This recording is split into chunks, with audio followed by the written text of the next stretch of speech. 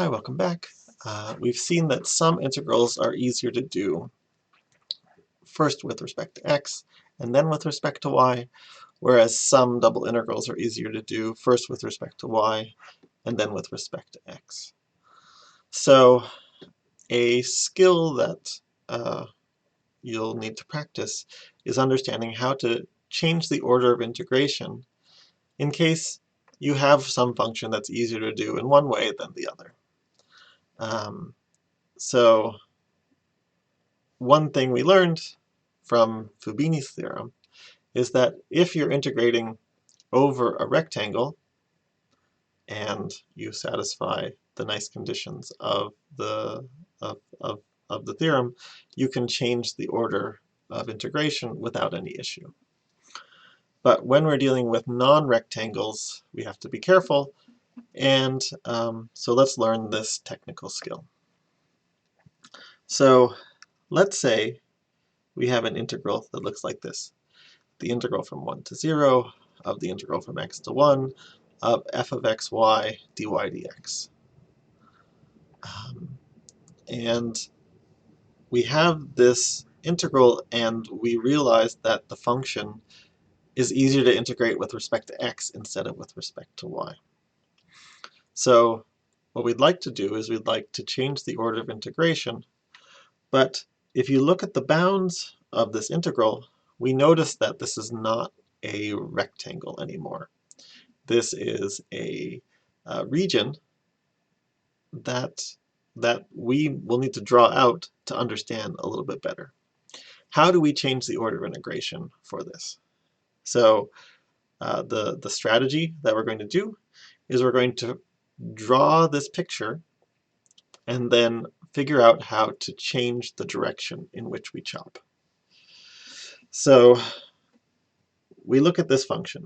We see x goes from 0 to 1. So from 0 to 1 here. And then the y goes from y equals x to y equals 1. So we draw those functions on here. This is y equals x, and this is y equals 1. All right, and we see that that turns our region into this triangular region. Okay, so this is promising. The reason why this is promising is that this is a nice region in that you could do vertical chopping or you could do horizontal chopping. And so what we need to do is we need to figure out what happens if we change the direction in which we're chopping. What happens if we do a horizontal chop? What are the new bounds of integration? And what are the new functions that are the low function and the lower function and the upper function? Okay, so we have this now orange region, and now we chop horizontally.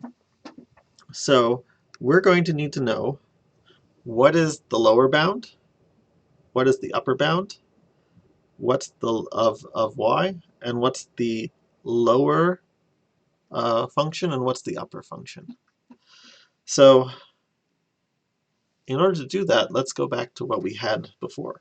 We had that x went from 0 to 1. This was the curve y is equal to x, and this was y is equal to 1, and this is x is equal to 0. Those are our bounds of this region, of the region. So now what that lets us do is it lets us figure out what this point is. So this point was the point 0, 0, because it's the intersection of x equals 0 and y equals x. And this point up here is the point 1, 0, because it's the intersection of the line x equals 0 and y equals 1. And just for completion, this is the point 1, 1. So now we know that when we're figuring out the bounds for y, we're going to be chopping starting with y is equal to 0. Oops, this is not 1, 0, and 0, 1. We're going to be starting chopping at y is equal to 0 and stopping chopping when y is equal to 1. And now we look at one particular value here of y, and we say, what's the upper function, what's the lower function? Well, the lower function is this bound right here. This is the x is equal to 0 bound. And this upper function comes where we said, well, y was equal to x. So now we need to have an integral where we switch the what we care about, because we now care about this being a function of y. So this was the function y equals x, which now we solve for x, and we get that x is equal to y. This is the function of y. If we had a function like y is equal to e to the x, we would take the natural log of both sides, and we would get something like ln of y is equal to x.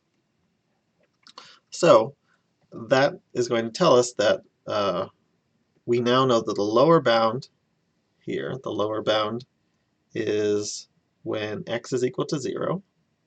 That's the lower function. And the upper function is x is equal to y. And so we now have looked at our region, we've chopped it up in a horizontal way, and that's going to translate to this integral, where we integrate where y starts chopping at 0 up to 1, where x now starts chopping from 0 up to x equals y. All right, and so that's the basic idea behind changing the order of integration for a function that's over a non-rectangular region.